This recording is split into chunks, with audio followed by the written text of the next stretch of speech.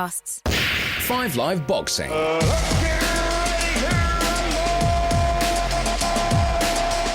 So welcome to 5 Live Boxing, and it's day 5 of Tyson Fury's ultimatum to the sport. Agree to pay him $500 million, he said, for the Alexander Usyk fight.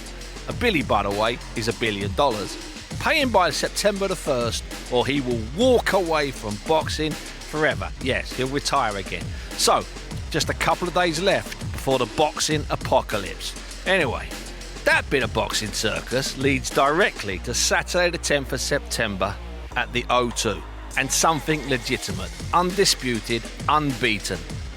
Savannah Marshall, the WBO middleweight champion, 12 fights, 12 wins, 10 knockouts. And Clarissa Shields, the WBC, WBA and IBF champion. And she won 2 Olympic gold medals. The fight, it's magnificent. It will be live on 5 Live. Now, I went to a secure, secret location near Macclesfield, a gym hidden from view by homes, lakes and trees. And I sat and talked in private with Marshall and her trainer, Peter Fury. It was a perfect afternoon to sit with 2 proper fighting people. I'm Steve Bunce, and this is 5 Live Boxing.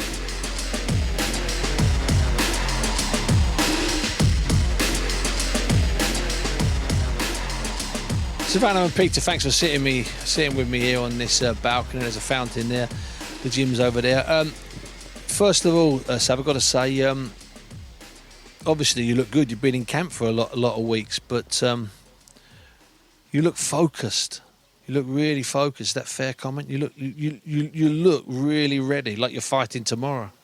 I am focused. Since I turned pro, this is what I've been waiting for.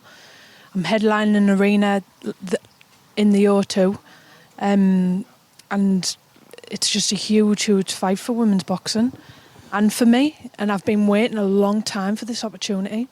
Does it feel different, the build up to this, the sparring, just, you know, when you're in bed at night or when you wake up in the morning, does it feel different than before the other world title fights? Training's been different.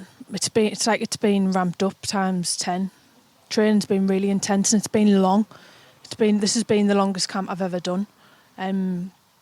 The sparring, everything, it's just been more than what I've ever done before. So yeah, I'm waking up on a morning and I'm in pain. That's the difference. I'm in agony. Good, yeah. Is it noticeably tougher for this time, Pete? And obviously it's intentional. Is it noticeably tougher? Yeah. She's fighting an opponent which is a lot better than the others. Yeah. So she's got to step to the plate. You know, I know what she needs to work on and what she needs to beat Clarissa, and she's worked on it. We've ironed out a lot of creases, and it's there. But the main thing is for me now, she's worked hard. It's all in the bank. Her rounds are already cutting down now as sparring rounds. As you've seen today, she's done 6, where she's been doing 10s. So we're starting to taper off now. So she's full of strength, strong on the night, and the best of her will be enough. All Savannah's got to do is, and this is for any fighter, is not to bottle things up and let the occasion overcome. As you see, so many important fighters tend to just go a little bit by the wayside. You can lose something on the way to the ring almost.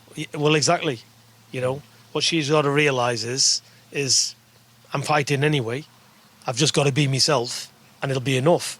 If I put baggage on my shoulders, then I'm evening the scales up. But it is sometimes hard to get rid of that baggage. I mean, you can have good people around you, fighters can have level heads, but sometimes it's easier said than done, as you know. Of course it's easier said than done. Really good fighters have lost literally when they get to the dressing room on the night of a fight and that walk to the ring. But I believe that's not going to be the case here. I would say I'm 100% confident it's not going to be the case. Someone told me a little story, Sav, so I wanted to ask you in person, of about a training camp before the 2016 Olympics, where I wasn't aware, but you sparred some rounds there with Clarissa, and they were quite good rounds. I mean, if you don't want to talk about them, fine, because I know that sometimes people don't like to talk about sparring. I'm not a big believer in people giving sparring away, but I've heard this story from 2 different people that were there. I'm told they were very lively rounds. Is that a fair comment? Not really. I don't know who you'd heard this from, but it was an international camp. There was England, America, think maybe Sweden or another camp there. And me and Clarissa were the only middleweights. We were there for 2 weeks. She didn't spar the first 10 days. Anyway, we sparred on the last day and we done 4 rounds. And hardly nothing happened. You know yourself in the amateurs when you fight each other, you don't. Yeah. It was, have throw a jab, throw a 1-2, have a look. It was nothing happened, do you know what I mean? If anything, we must have threw, 30 shots the whole 4 round. It was one of them, it wasn't... So it was a bit odd? Yeah, for people to say that, yeah. No, I got it from a couple of places that she was meant to spar 6 rounds, but you ended up only doing 4. So it was only 4, but you might have only been due to do 4 anyway. It was only 4, yeah. And of course, that's 4 years after the original fight with her out in China. Something that seems to live in her head every single day, even though she insists that she's living in your head. It seems to live in her head far more than it lives in your head. I've never heard you wandering around going, I beat Clarissa Shields, and yet all she can talk about is whatever happened in China. Exactly, but it's the only blemish on our record. Amateur or pro? Yeah, amateur or pro. So, it's got to... She wants to redeem that. So it's going to eat away at her. Peter, do you watch Clarissa? Obviously, do you watch tapes? Have you watched tapes of Clarissa's fights, or do you really just need to watch one because it's like a fight on loop in many ways? What Clarissa does is what Clarissa does. You either know what you're doing or you don't. Sorry. And the thing is, why am I gonna? Let me put it this way to you. Why am I gonna avoid all these little pebbles when I can just step over there and I'm on top of you? So why am I going to take all this bull serious? I know what I'm looking at. Yeah. I know what she needs to do. I'm not looking at how she throws her right hand, how she dips back, dips down. I'm not interested in it. I know what she needs to do, and that's what she'll be doing. So basically, no. I don't look much of her because, not that I haven't seen her, I've seen her box a few times. Yeah. But when I see a fighter, I can see the DNA straight away. Yeah. I don't need to keep repeating myself and looking at it because some rounds, even when I'm watching a fight and I want to look at it, I look at it back. I look at round 1, round 4, round 7, round 10. And that's hard work for me to even do that because I know what's coming. So you either know or you don't. Yeah. So I don't need to analyse because why do I need to keep analysing a fighter, another fighter? Did you always know that Sav was going to fight Clarissa? And was that a fight that you were always comfortable with having? I've always said to Savannah, look, let's take your time. When you're ready, you're ready. Now she's older. She's 31. She's experienced. She's mentally experienced. She's grown into this occasion. Yeah. This is this fighter. This is her time. This is her time. No, not being rushed. Yeah. Now she's ready and she knows. Listen, forget the bravado. Yeah. Deep down, Clarissa, she'll be doubting herself anyway, because the way she speaks, she knows Savannah is a tall order here. Yeah. Forget the gimmicks. Forget what you see. She knows she's in it for a real issue here. She's going to fight for her life. And, and Savannah will put it on the line. But that's all the pair of them need to do. And let's have a real good fight here. Not where one of them's a rabbit in the headlights, overthinking matters, what doesn't need to be. Let loose. It's interesting what Peter says there, Savannah, about the fact that you've grown into this fighter you are now. You're a better fighter now than you were a year ago, and you're a better fighter a year ago than you were a year before that. And it just seems like that when you turn pro all those years ago in Las Vegas on a Floyd Mayweather undercard, where you were on TV that morning as Floyd, she was called Floyd's Secret Weapon. They'd done her up. They'd spray painted her with makeup. I barely recognised it. It was. I took a picture and sent it to you. I did, honestly. Yeah, I took a picture of yourself and sent it to her. That's like sort of a distant ancient cousin of yours. 30 years. It just seems. You're laughing. It just seems so long ago. It does, yeah. What was it? 5-6 years ago now. Yeah. A long time ago. And what do you remember of that event? Because that was an enormous event. You had a 4-round win. But what did you remember about the whole sort of event, that whole carnival that surrounded that fight? I just remember thinking. I remember being at the weigh-in, stood on the scales in my bra and knickers, and there was about 14,000 people at the weigh-in. And I remember thinking, "Wow, I'm starting at the top here."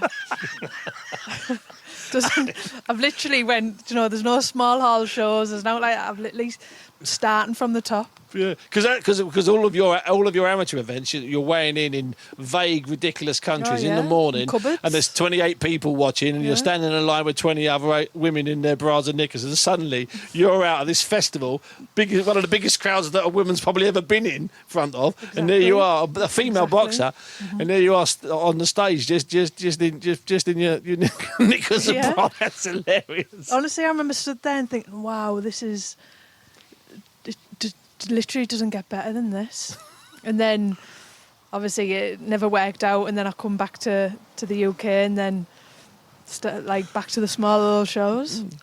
Have there been times in the last 4 or 5 years when you've doubted you were going to, not doubted yourself, but you've wondered whether you're actually going to get to this stage again and get to a big fight stage again? Were there some times, even though you were winning, where you thought, you know what, I'm not sure where this is going? Not hundreds of times, loads of times. There's been times when I've doubted my own, not my own character, but thinking, does my face fit? Is it because I'm not like these other girls? Why aren't I getting opportunities? Is it because I'm not loud? Is it because I'm doubting who I am and thinking, should I be someone else? And then thinking, there's been plenty of times I've said to Peter, why aren't I getting opportunities? And he's always turned around and said, the boxing will shine through, your ability will get you there. But yeah, there's loads of times when I've thought, why am I sat? I remember in lockdown, my fight, I was meant to fight in the March for a world title, light heavyweight world title, and that show was the first show to get cancelled. Wow. And then Eddie Hearn done the fight camp. Yeah, that's right. And week in, week out, I had to sit and watch every other female there were get women their all over those, opportunity. weren't there, as well? Yeah. Every other female on his roster got an opportunity apart from me, and I remember thinking, surely my show was the first show to get cancelled, literally 2 weeks before I was meant to box. Surely, why aren't I one of the first ones to box? And I wasn't, and I waited, and then eventually I did get my opportunity against Hannah Rankin in the October of the following year. Yeah, but still along 7-8 months afterwards. But like I said, I remember being sat every other weekend, sat watching fight camp, watching all these other girls get opportunities, thinking, is it because I don't look a certain way? Is it because I'm quiet? Is it because of this? Is it because of that? Well, you've got to think it's maybe a little combination of those, because Peter's right, your boxing would shine through, but perhaps with women, and this is slightly controversial, perhaps sometimes with the women, the boxing isn't the first thing that the TV companies and the fans are looking for. Yeah, I agree, and you've got to play with the cards you've been dealt, but I'm just glad I listened and I bided my time and I waited for my opportunity, because it did come. Can you tell, Peter, when Savannah walks into the gym in the daytime, when she walks in, can you tell what she's going to be like that day? Because you understand fighters, you read fighters, you can. You're both laughing, yeah. So you obviously can, yeah. You know if this is going to be a good day or a bad day. Yeah, I've got a good idea. Yeah. What are some of the signs? Come and tell us. Share them here. Savannah's laughing. She's sitting in the sun. She's laughing. We were a long way out from the fight. No, I think, sometimes she'll just come in the gym and think, oh, I'm here again, and, listening to him again. So I think it just goes, sometimes it can go a little bit. But after the first couple of rounds, she starts livening into it, and we're back doing it, so it is what it is. But getting back to what she was saying about in the COVID, and she fought Hannah Rankin, all negative experience become good experiences, because I remember when we went to that fight, we went to the bubble, so to speak. Yeah. And I never noticed because I don't pay any attention, but Savannah pointed out to me, and she had it said Savannah Marshall. I'm not sure if there's a picture there or not, but it was like where the savoury is. Yeah, there's a bin there. It was behind the bin, and where everybody chucks the slops was going all over her name. It was at the back of the bin. Wow. So I've looked up and I've seen Hannah Rankin, pictures everywhere, And you said to me, didn't you? Mm. She said to me, she went, they fancy Hannah Rankin here. She said, I'm nowhere to be seen. And I said, let me just say this to you. I said, this is all very good. I said, they obviously don't know boxing, do they? I said, because you'll demolition Hannah Rankin. Yeah. I said, let's just have our food, ignore it. I said, a slot behind the dustbin, what does that mean? Somebody's put it there, don't care. Let's just get forward and do our thing. Yeah. And, she done it, flew through flying colours. So she knows now from that experience that no matter what people do, no matter what they say, as long as you can see through it and have that foresight, it means zero. Yeah. In all fairness, some things like that really backfire, don't they? Yeah, exactly. Things like that can backfire. I was thinking about when we were out in Dusseldorf with the big lad Tyson, when the Klitschko stuck all that foam on. You remember they stuck that ridiculous canvas, about 4 inches of foam, and you guys discovered it on the day. That backfires on them. It can fire you up a little bit more. They're trying to. Because also, it shows you that they're not that confident as well. They're sort of they're trying, they're edging, but it's not genuine. No, it's not genuine, and I'm a firm believer. Let the best man win, and in this case, let the best woman win. But, I'm not a cheater. I don't like it. Yeah. So when I see that going on, trying to get an edge. A little edge. It's, it's not nice. No, I was going to talk to you about the ranking fight. It was a savage finish, not your most savage finish. It was a really well-timed finish. She looked really shocked by it. I don't think she was prepared for it. Was that a fight you enjoyed, Savannah? You know what I mean by enjoy? Was it a fight that you liked? You savoured it? Yeah, like I said, because I'd waited, bided my time for that opportunity, and it came. And like you just said there about the picture, it was. Well, you were there in the bubble, weren't you? There was posters everywhere, and I remember asking one of the match room, "Oh, can I take one of my posters home?" And they're like, "Yeah, if you can find it." So I'm walking about everywhere looking for this poster, and there it was behind the bin. The slops. Yeah, loads of Hannah Rankin, but none of me. But yeah, that was my coming out fight. That. Mm-hmm. I'm going to ask you about the Newcastle fight, which was obviously a great finish. Relatively close to where you're from. Were you surprised? I know I talked to you the next morning. We all got together at breakfast. You're still sort of, still smiling and happy. Were you surprised by that reception and that degree of sort of genuine love in the room when you walked out? Because it threw me a little bit, I've got to tell you. Yeah, I was. So it was my first fight with Sky in boxer, and Eubank was on the bill, Huey was on the bill, and I remember them saying, "Oh, you can headline." And at the time, I was thinking, "Oh my God, I hope." I generally thought, I hope people stay after Huey and Eubank because they're the big dogs, aren't they? And that's what I was thinking. I hope just people hang about and watch me. And then when I come out, it was overwhelming, unbelievable. I couldn't believe the response I got. And that was another occasion when, because you'd obviously gone down to Cardiff in February or March when Clarissa had defended her title, and then she'd come up to you. And both times, without trying, you sort of handled her verbally. I mean, she kind of ties herself in knots and gets so excited, and you beat her with silence and of course one or two great lines. I mean, obviously in Cardiff you were kipping. Was it you making out you were kipping on your partner's lap? Yeah, I think it's a major clash of personalities with me and Clarissa. Major clash, and it's also the humour. The British and American humour. Yeah, there's a fine line. Yeah. What was it you called her in when I interviewed you up in the ring? I think you called her a daft cow,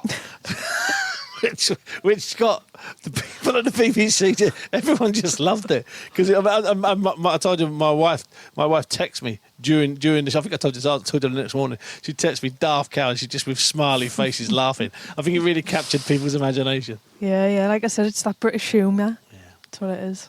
Still finding the media stuff, it's not really your thing, is it? Still, I mean, you just want to fight.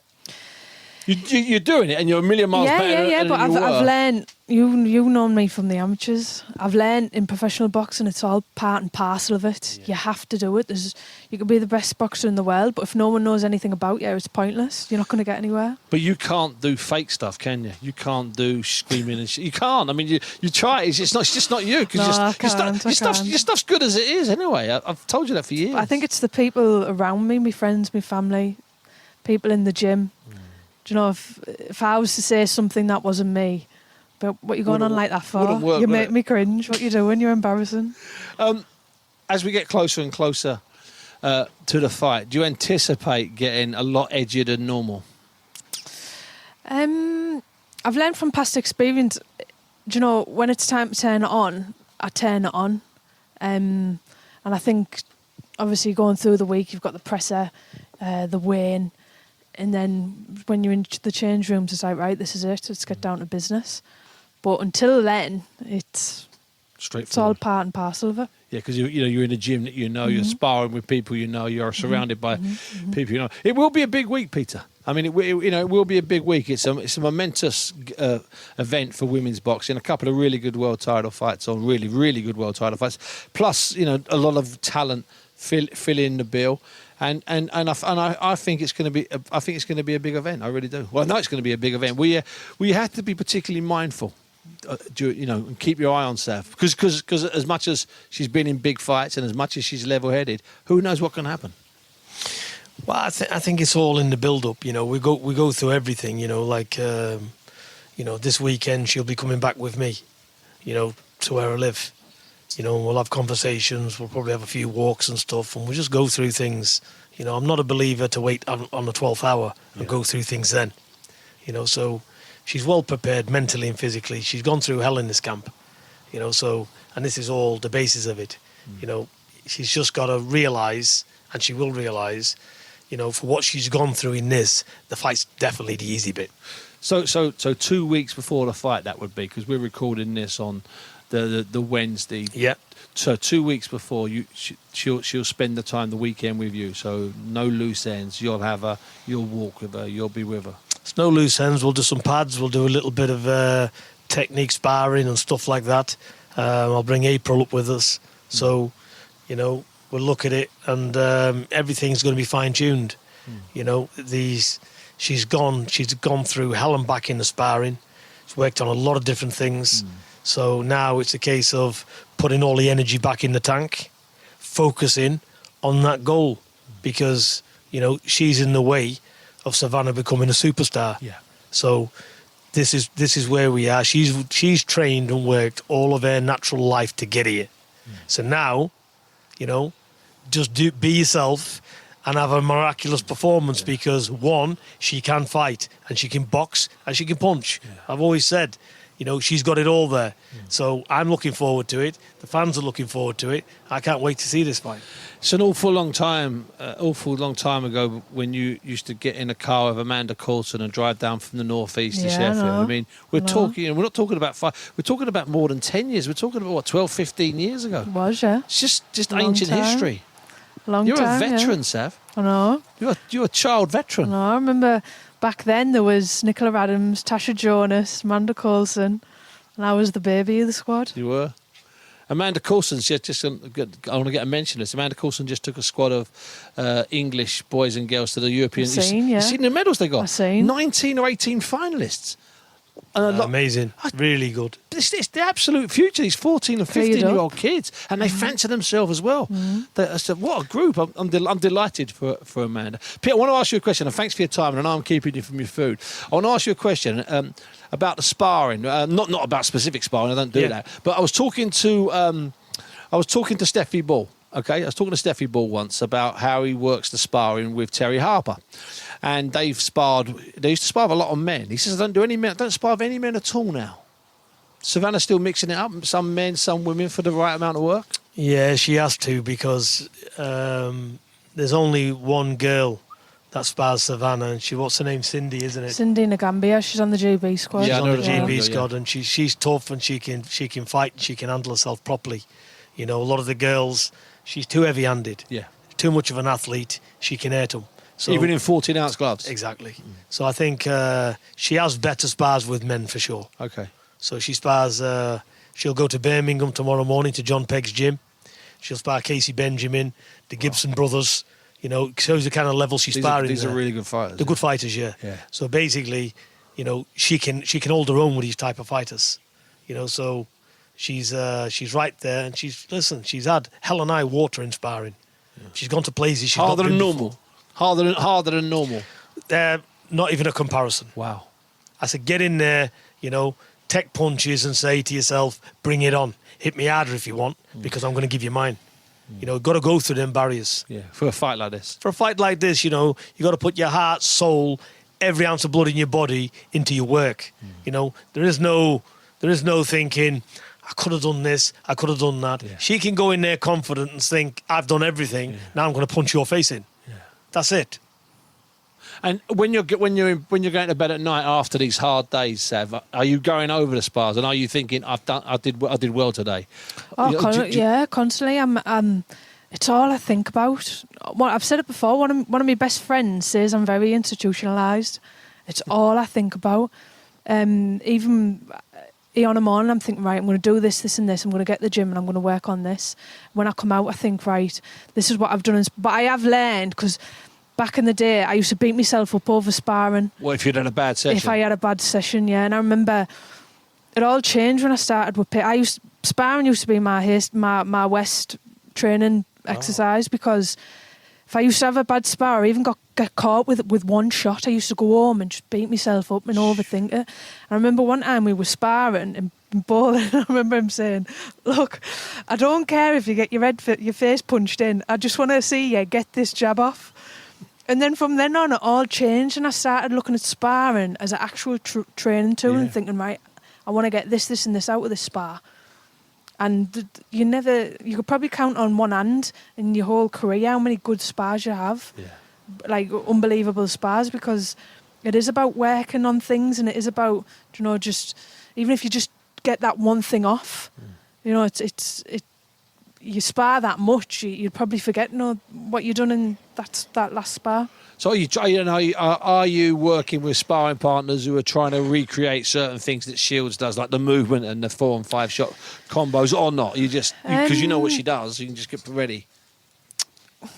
What would you say? Every sparring partner is different. Sure. But I've been working on my game plan and trying to execute what I'm going to do. Yeah.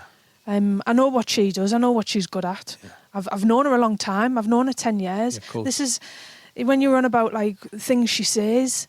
I've known her a long time. Because she was the so-called superstar at that Chinese World Championships. You remember? She was. Because she was like they were making a film about her. She was the star. And yeah, we have had our moments. We've had our moments when there's just been me and her, and that's nice. Yeah, we have. And there's been little words said and this and that, but I know what she's about. I know how she ticks, and this is the things she's saying. Where your gold medals at? You've achieved nothing. I've heard it for the past 10 years. I think, Clarissa, you've worn the back out of that one. Do you know what I mean? Like, it's nothing new. This is why probably It's not going to hurt. She's not getting to me because I've heard it a million times.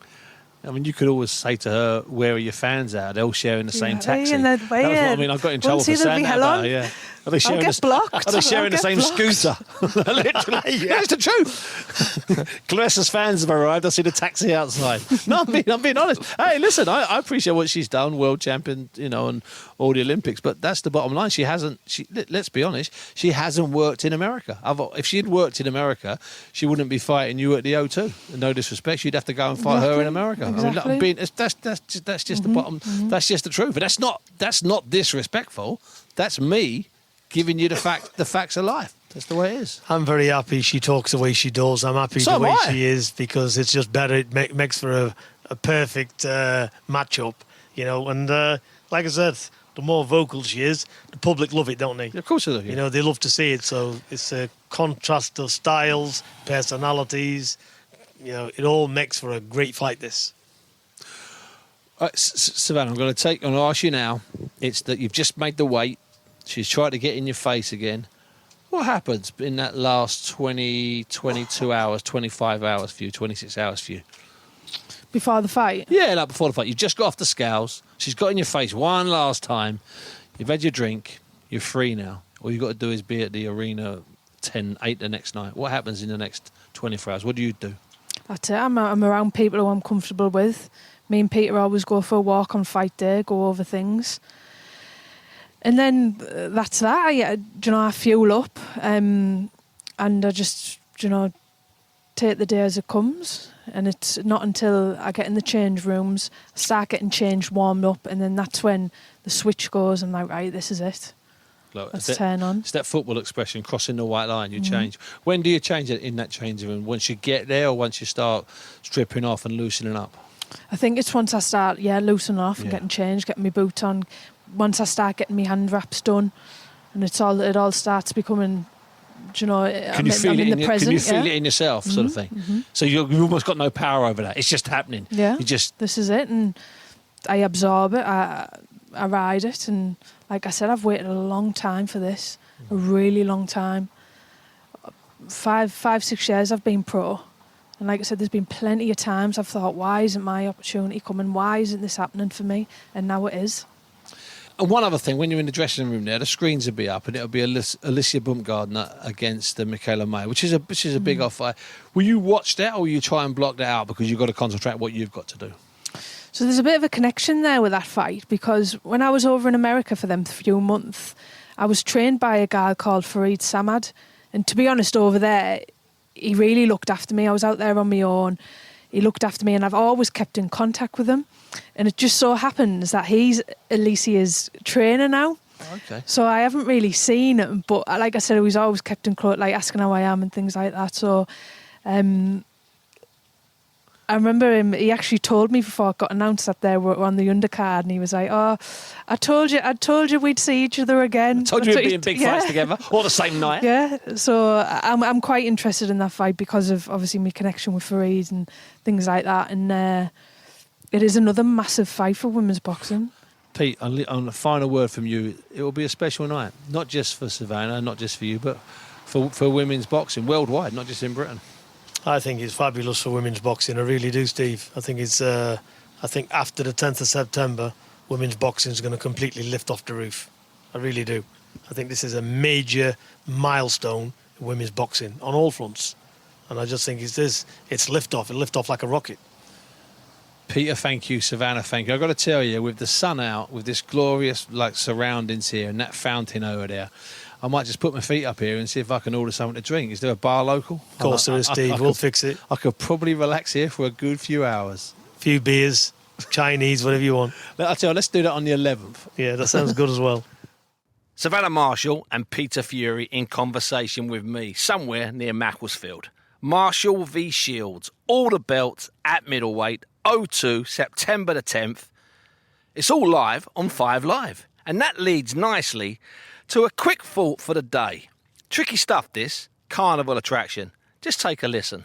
At the sold-out 02 YouTube event last Saturday, featuring KSI in 2, comedy fights, one of his truly hapless and hopeless opponents had to lose 10 kilos in 2 weeks and was taught to fight so that he could, wait for it, get in the ring at a sold-out 02 to fight KSI. He was banged out. He was clueless. That's not sport. We wouldn't allow that in an amateur gym. This is dangerous entertainment, but not dangerous because it's competitive. It's dangerous because it's, stupid. However, we now have on the fringes of legal boxing a super fight to rival any super fight out there. We might not get Terence Crawford v Errol Spence. We might never get Usyk v Fury. But we might just get KSI and, wait for it, Jake Paul. I'm not kidding. This is the great novice showdown. What a business. And whisper it, it might outsell the others. Whew. Next week, it's all about real boxing, real champions. Marshall v Shields. More history, credibility, rivalry, the showdown. Thanks for listening. Let's get ready to rumble! 5 Live Boxing.